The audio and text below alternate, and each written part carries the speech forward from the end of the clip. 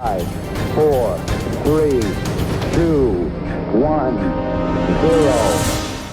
Because I said so. Words that we hated to hear when we were kids, and we even hate to hear them as adults.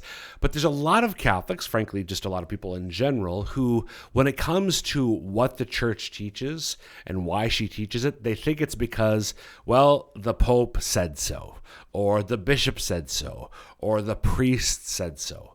But in fact, there are good reasons, there's rationale for why we believe what we believe as Catholics and why we do what we do as Catholics. But even more than that, there's relevance of what we believe and what we do to our daily lives. And that's what we're going to be talking about today on Ignition. Welcome to the show. I'm your host, Dr. Chris Bergwald, and we want to set your faith ablaze so that you might live the adventure that comes from a relationship with Jesus Christ. Before we get into today's topic, we want you to know that, as always, we love listener feedback. So if you have questions about today's episode, or if you have ideas for future episodes, please contact us. The easiest way to do so is by email, and the address is ignition@sfcatholic.org. Again, ignition@sfcatholic.org. That pen that you heard being clicked was held by this week's co-host, Renae Kranz. Hey, Renae. Hey, Chris. Why don't we, just in case somebody's a new listener, we'll both, you usually have a co-host. I just ask the co-host to introduce themselves. I just presume that everybody knows who I am, but we're not going to make that mistake today. So who are you? And then I'll say who I am. Yes, I am Renae Kranz, Director of Communications for the Diocese of Sioux Falls. Live in Sioux Falls, been here since 2005, now almost 20 years. Married, have a cat. Like, as soon as Bergwald, we sat down, I haven't been here for a little while, to co-host with you. And he regarded it like the minute I sat down almost, because I was kind of being snotty. Yeah. Which I should have, I don't know why I was surprised, because that's how you always are. I have a little bit of a snotty streak sometimes. Great. Thank you for, in all honesty, like if I didn't want you on the show, you wouldn't be on the, I know it's your studio and everything, but I don't have to be here. And you have plenty of other things to do, so thank you for being here. Chris Bergwald, Director of Discipleship Formation for the Diocese of Sioux Falls. Are you sure that's your title? Because no one else knows. Well, no. There's only one person in the building that doesn't know what my title is. Well, apparently two, you and I was going to say, this other it's person. not just me. I'm not going to throw the other person under the bus. Just you, me. Happily. 22 years at the beginning of this month, Renae. Here at the Diocese. At the Diocese of Falls, yeah. It's a long time. Long time. Almost as long as I've been married to Jermaine. 25 years been married to Jermaine. Okay, wait. For those first 3 years, what'd you do for work? So we got married July 31st of 99. That next academic year, I was finishing my grad studies in Rome. Oh, sure. Our first year of marriage was in Rome. In Rome. How lovely. Indeed. And then the second school year of our marriage, I was teaching at Franciscan University of Steubenville. Okay. Yep. And then the third year of our marriage, I was doing title research for a title insurance company. Oh, for a year. Wow. 9 months. I was just thinking maybe this was the only place you've worked since you were married, but you got the title research. Title research, yeah. So my time teaching at Steubenville was just a part-time thing to get some teaching experience, because I thought I'd ended up teaching college. I have a doctorate in theology, right? So grad studies in Rome, and I thought I'd end up teaching college classrooms. So for a year, I thought I'd just do some teaching experience, but then needed to make a little bit more money. I need more money. And then it was it was 2002, that summer, that interviewed for and was accepted the offer of the diocese to move here. So we moved here from Ohio, and we've been here ever since. So do you think you're still here because there's only like a few choices of doctors of theology around here? No. See? Snotty. Yeah. Can you, Renae, I'm sorry. If you feel bad for me, it's R. Kranz at SF Catholic. Actually, they usually feel bad for me, so that's going to backfire on you. That's true. So we've been here ever since. 5 kids, born and raised here in Sioux Falls. They're all getting old and going to college. Moving out. That's not what we're talking about today. No. Enough about us, Renae. Yes. So we are talking about the way I pitched it to Renae before she rolled her eyes at me again. But we haven't talked about this in one episode of Ignition, at least. This comes up all the time. You get to be party to it all the time. I have two favorite questions. They are why and so what. In general, but including when it comes to our faith. So the reason, Renae, because I didn't have a chance to explain to you why I want to talk about my two favorite questions. I should have said why. Yeah, you should have said why. I really just want to encourage our listeners wherever you're at. Okay, so I'm looking at you, even though you're a listener to me as I'm talking right now, but you're increasing conviction lately, and today was a particular level of excitement, which is what led to the topic. To just sort of like stop, take a breath, because in our world it's hard to do that. We're here at the diocese for our professional lives, both for you and for me, and I know it's even more so the case for a lot of people out there. There's a lot going on here in the Diocese of Sioux Falls. So we're, 8 to 5, whatever. For a lot of people, their day is go, go, go, go, go. Thanks be to God, we get to do that for God and His church, for Bishop DeGrood and so on. We just have I don't know about a hectic pace, but a busy pace of work. And then a lot of people in their lives, they're going from this to that, whether they have kids or not. Hobbies, going to this club, that would, and just the devil's greatest victory is first to convince people that he doesn't exist. Yes. And the second greatest victory is to keep us too busy. He's really good at both of those. He's really good at both of those. He's doing that really well lately. Yes. And I just want to, so the vast majority of our audience is aware of the first trick, that he does exist. But I think there's a way in which we don't carve out time to stop and just take stock. Right. Okay, so that's kind of what this was born out of, just a recognition of the importance in our lives. Stop on occasion. I'm not saying so quit your hectic 9 to 5 job. I'm not saying that because I'm not doing that. It's not hectic, but I'm busy, but I love what I get to do.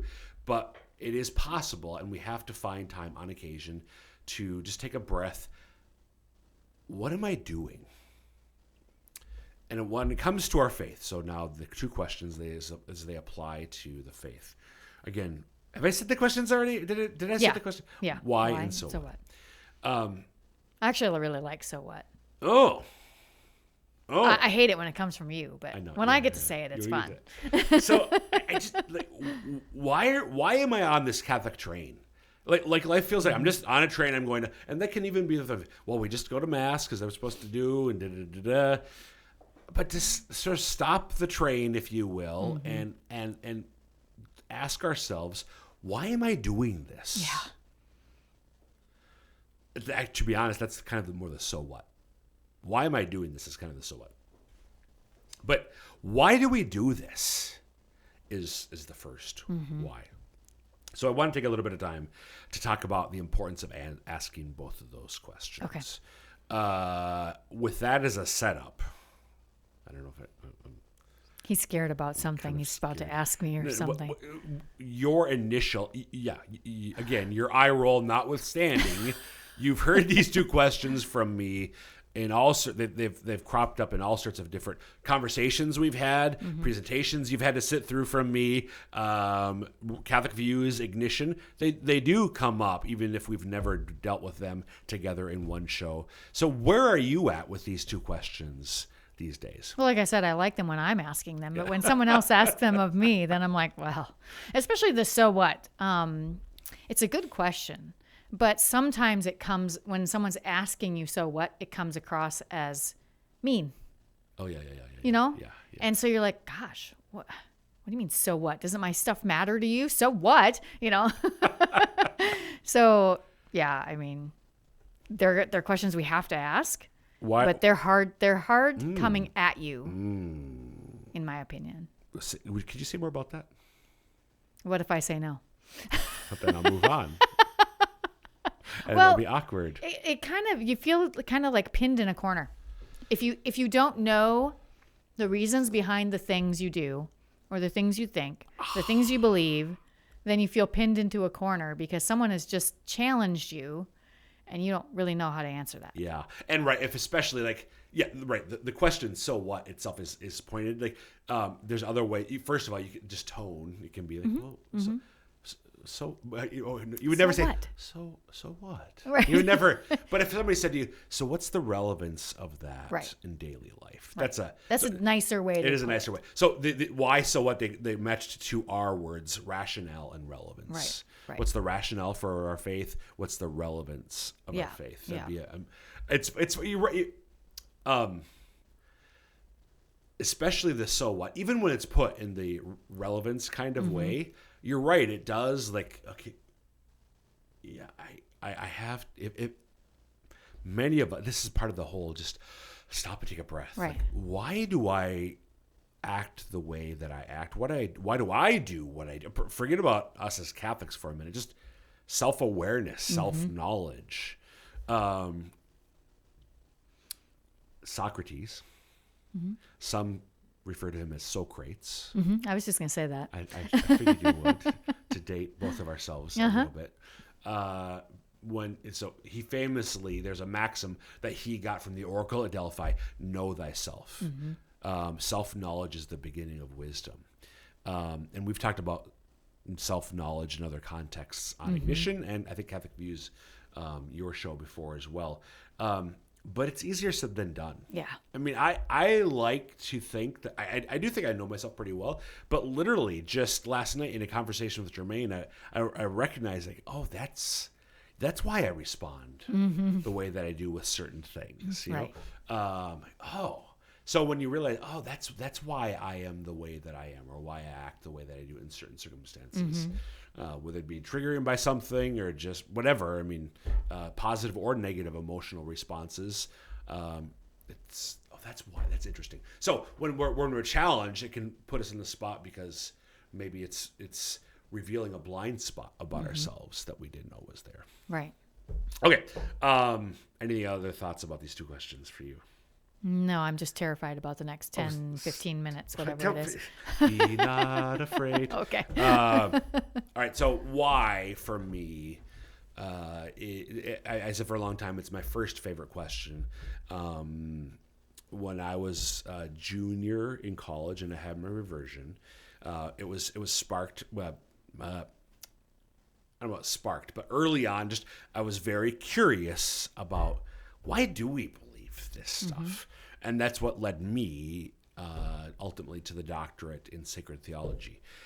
Why do we believe what we believe? And as I've said countless times in the last 30 years, since the fall of 1994, 30 years next month, countless times since then, I love the fact that as Catholics, when it comes to the doctrines of our faith, that there's a rationale for it, that I can ask, and not just that I'm permitted to ask, well, okay, go ahead, Bergwald, fine, ask your questions. No, encouraged to ask.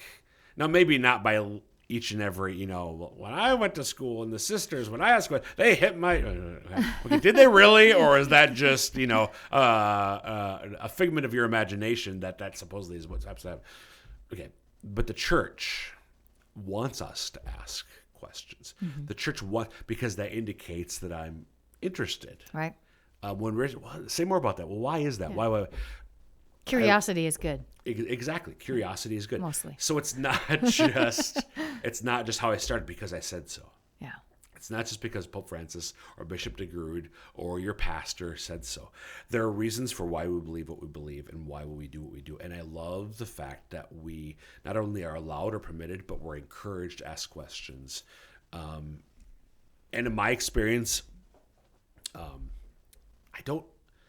there are probably, again, when it comes to doctrine, there's always been an answer that's satisfied where I'm at that moment. Now, what's Okay. happened, what oftentimes has happened is I'll come back to the question Okay. at a deeper level, and I need a deeper answer. You know what I mean? Why do we confess sins to a priest? Right. I had that question 30 years ago. Oh, this is because of this. In John 20, Jesus breathed on the Holy Spirit, whose sins you forgive. Blah, blah, blah, blah. The form of that question today might be, okay, but when it comes to venial sins, I go to Mass. When I go to Mass, my venial sins are forgiven. So why confess my venial sins to a priest on the regularly recommended monthly basis? Right. I encourage that all the time, but that was another level of Right. question. Okay, Right. but if my sins can be forgiven in other ways, venial sins at least, then why do that? Right. So we can sort of, there's a spiral. I can come back to the same question, but I'm a deeper place and I need a deeper answer, and there's a deeper answer. So I've always loved that. So I remember, 8, maybe 10 years ago, there's a woman in the diocese who wanted to meet with me to talk about writing, I think, reviews for some. So compact discs were a technology from the Iron Age that we would use to listen to people talking or singing.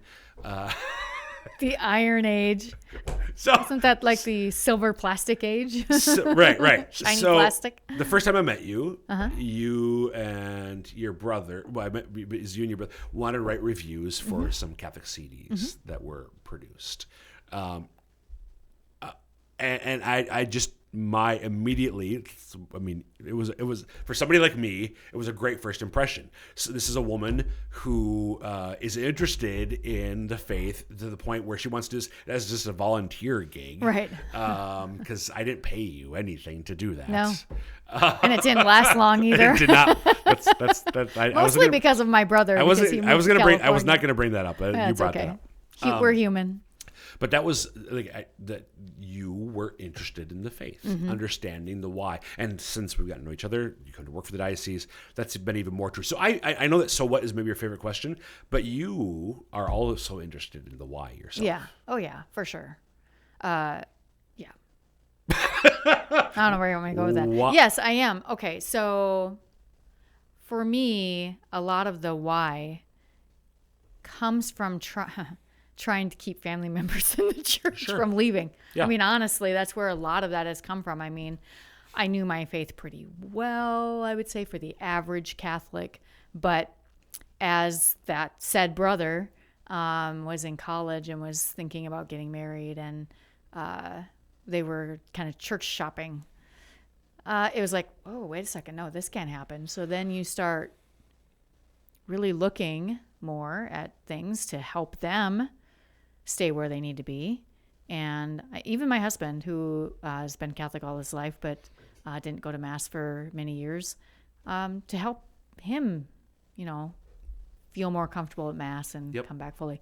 You have to know it yourself. You can't share with others what you don't know yourself, or at least it's a lot more difficult. So we talk about in our diocese, lifelong Catholic missionary discipleship through God's love. So the missionary dimension of discipleship was really what drove you to ask why. Without me knowing it. Without you knowing. So you, we're really clear here, Renae Kranz. No judgment behind this question at all. Yeah. It wasn't so much for you. Right. You just took it. You accept. There's a part of you where I accept it. Yeah. And maybe not as curious yourself, but because there are other people who didn't understand or whatever, that's why what drove you to the ask the question, I would why. say that. I would say that's probably accurate, and maybe even still is to a degree. Maybe why I do what I do. Right. Maybe I don't. Yeah. See, you just said you don't always know yourself completely, right? I Yep. mean, you say that, and maybe that is a reason why I do some of the things that work here and communicate and. Yep. Great. So. There are answers to the question, and we're encouraged to ask the question. Yeah. So to encourage our listeners, if you wonder why we believe what we do, it's not just because somebody said so. And even that goes all the way up. And I mean past the Pope when I say that, because it's not even because God says so. In one way that's true, but he is rational. He is rationality par excellence. Right. So there's a reason, there's a divine reason for everything that he asks us to believe, and every doctrine he asks us to believe, and all the things that he tells us to do. Yeah. There are reasons for it's even at the divine level. It's not just because God says so. Well, if he didn't want us to ask why, wouldn't he just make sure we knew everything right away? Oh, That there's, I don't know, maybe that's a dumb way to think of it, but like if he didn't want us to ask why, he'd just tell us everything. Right. We just know everything. Yeah. We'd be the angels. Right. The angels don't Intuitive, ask why. immediate knowledge. Right. It's true. Right. It's true. So we have to ask why. Dang it.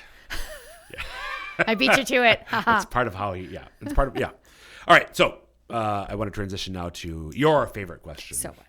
So what? So for me, why was there almost 30 years ago? So what actually, for me, it was more of the missionary discipleship.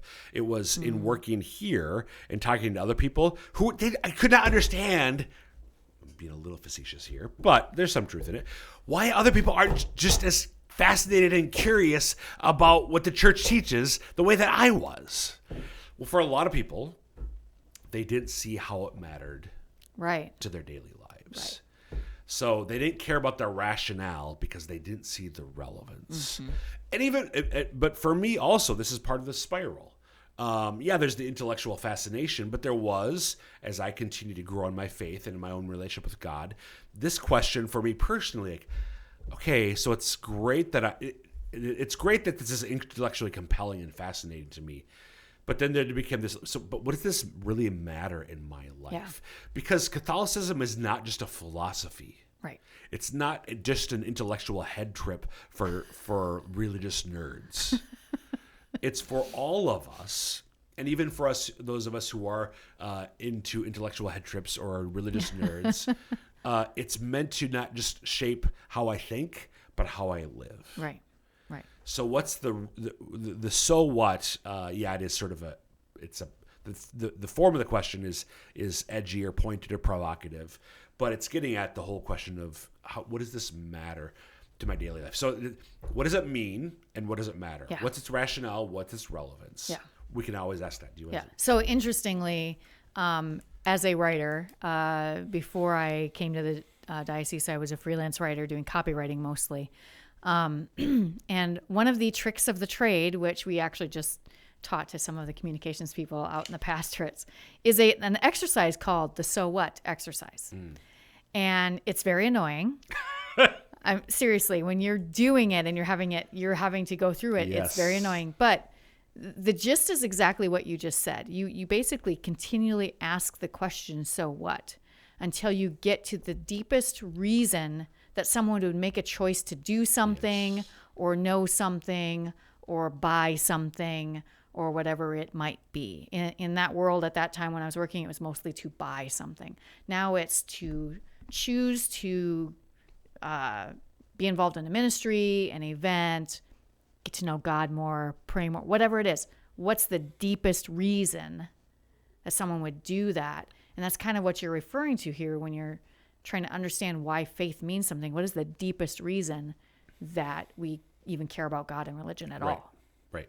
Yep. And Yes. God's put that in our heart. We just don't recognize it most of the time. Right. Yeah. That's a crucial point. So St. Augustine, probably one of the most famous things, St. Augustine, the great early church saint and theologian, one of the most famous saints, our hearts are restless until they rest in thee. So God has made us, God has created us, and he's created us to be in union with him. Yeah. He is our origin, but he's also our destiny. He's our goal. And that's true for everybody, not just Catholics, not just Christians. Everybody. Whether you know or believe God exists or not, doesn't matter. Right. Yeah, the silly lines. You may not believe in God, but he believes in you. It's true, but it is silly sounding. Yes, it's a little cheesy sounding, but you're right. But it is nonetheless true. So because that's the case, I know that if you're able to put up with my annoying so what long enough, as I'm like. You're peeling back the layers. Peeling back the layers of the person. Ultimately, the person. I think the person's heart, probably. Right. To help them, and it's for their own sake. Yeah. To help them see the connection between what we do as Catholics and their deepest desires. Yeah. In that so what exercise. So we go through like Maslow's hierarchy of needs. You go through all these different things. And in that hierarchy of needs, the top one is like self-actualization and all these different things. And for our purposes at the Chancery and in the work we do, we have added to attain holiness. Because that's really the ultimate, the top of that hierarchy that you're trying to achieve. They don't have that in. He didn't care about that. But at least I don't think so. He doesn't have it on there. Right. But that self-actualization is actually the need, the desire to become holy. Yep. Which is actually our entire reason for being. Right. Yeah. And really? Yes. That's why God put us here, isn't it? To attain holiness. But I think the reason why I really is because I think when most people, even including most Catholics, think about holiness, it doesn't mean us regular people. And I think, what does that actually mean in my lived experience? Right. What's the relevance of holiness to my daily life? Well, holiness means complete freedom and peace, because my trust in God, for example, my trust in God is so complete that I know that everything that's happening to me, even though it might be awful, He's allowing, and He loves me. So I live in a level of freedom that just is mind-blowing to other people. Right. But I think when holiness, like this, like saints were regular people too. Right. I know. They're regular people. That's why. But I think a lot of people don't get. Yeah. Because they don't see the connection of, again, what this means for our daily life. So we have like less than a minute. The point I just want to make with myself with the so what is everything that God has revealed to us, everything we believe. Again, there's a why, there's a rationale. What is it? There's an answer to the question, what does it mean? But it also matters to my daily life. There's a relevance to my daily life and everything that God has revealed for our belief and for our action. Yeah. They're good questions to ask, and we should do it a lot. So again, kind of going back to what I said at the beginning, as we're getting into this, just to stop and take a step back in life in general, but specifically, like why do I do this Catholic thing? To see the rationale, but maybe even more the relevance to your daily life, because there are answers to both those questions. The answers are out there. Thanks, Renae. You bet. And folks that were up at this episode of Ignition, again, you can contact us, ignition@sfcatholic.org, with questions about today's episode or ideas for future ones. Until next time, may God bless you.